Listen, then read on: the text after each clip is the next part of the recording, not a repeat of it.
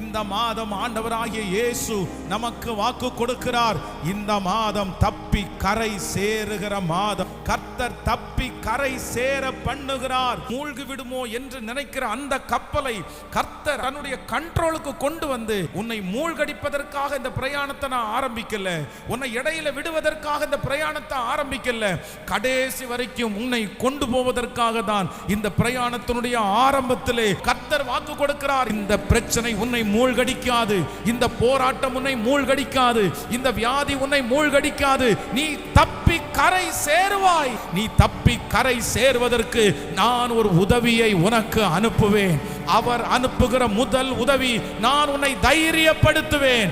இரண்டாவது உதவி, உனக்கு எதிராக இருக்கிறதை நான் சாதகமாய் மாற்றுவேன். மூன்றாவது உதவி, உனக்கு ஒரு கையளவு மேகத்தை, ஒரு சிறிய உதவியை நான் உனக்கு கட்டளையிட்டு அந்த உதவியை வளர்த்து உன்னை நான் பயன்படுத்தி இவ்விதமாய் உன்னை தப்பி கரையேற பண்ணுகிற கர்த்தர்.